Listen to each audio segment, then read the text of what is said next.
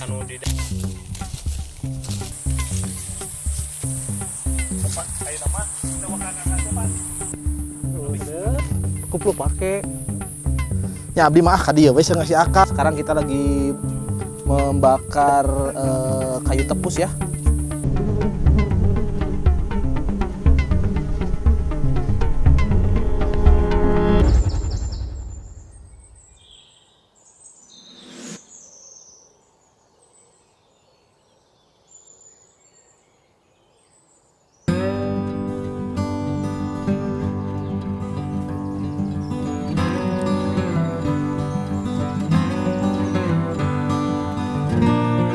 Oh mantap, anu waduh hutan mah teu pernah sama rasa jeung ieu nantinya tekstur dan rasa nanti teu pernah sama.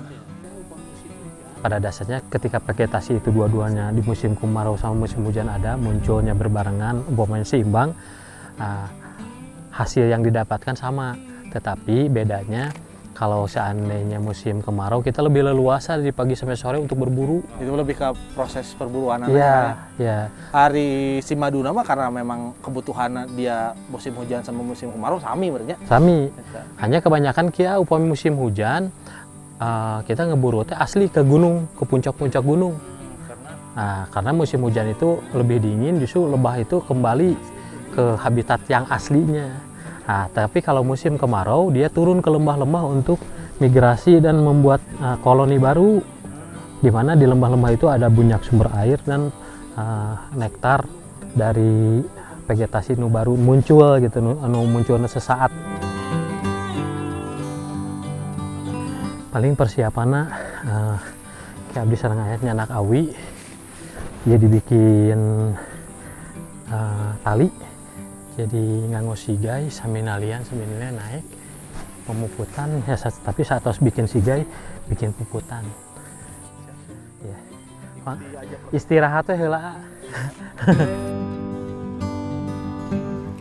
Sebenarnya kalau untuk perburuan bagi kita ini nggak ada persiapan yang khusus sebenarnya, tetapi minimal persiapan awal yang kita sediakan itu hanya berupa tas dan kantong plastik untuk bekal kita ketika nanti dapat madu yang kita dapatkan, ya kita packingnya pakai kantong plastik.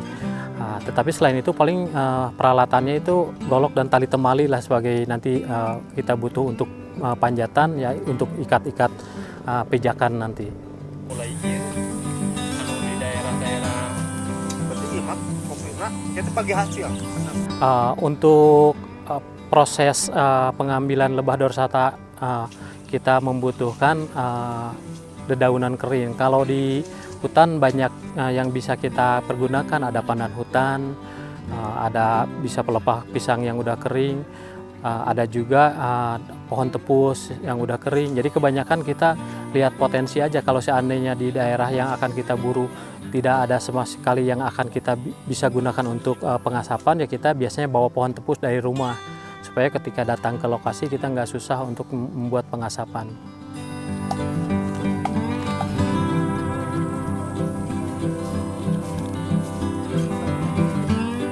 Sementara ini kita berburu dari mulai ya Lembang tempat kita tinggal, terus ke daerah Cipunagara Subang, ke daerah Sumedang, ke daerah Bukit Tunggul, ini perbatasan dengan Ujung Berung.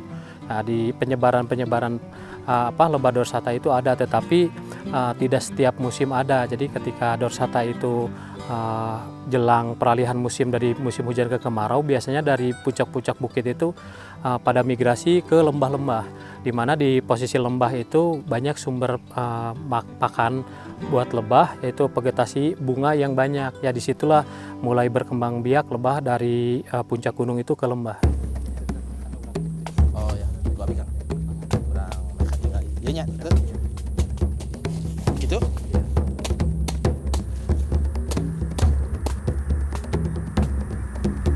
Nah, tasnya.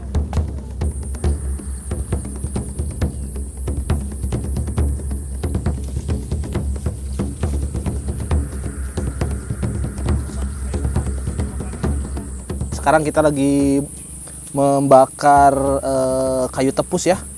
Kayu tepus untuk melindungi kita dari turunnya lebah, odeng yang sarangnya sedang kita ambil. Nanti kalau di atasnya diasap, menurut Kang Koswara itu odeng akan turun ke bawah.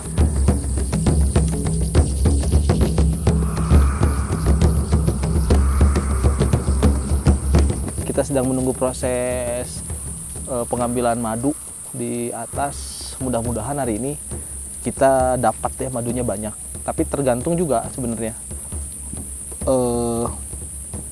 si lebah ini memproduksi madunya sedang banyak atau tidak. Kita lihat nanti apakah kita beruntung atau belum beruntung.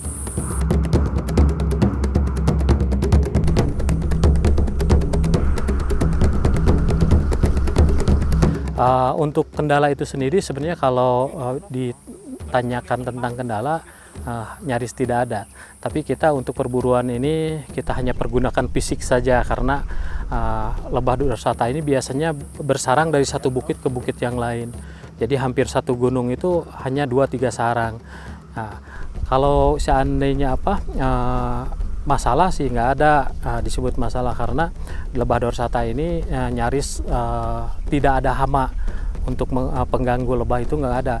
Justru ketika kita berburu ada lebah dorsata yang di lembah-lembah, justru orang lain itu biasa masyarakat itu memberitahukan kita supaya lebah itu diambil karena lebah dorsata ini terlalu dikhawatirkan untuk sengatannya itu di warga. Jadi untuk dorsata sangat ditakuti warga. Jadi ketika ada sarang ya justru kita dikasih tahu mereka.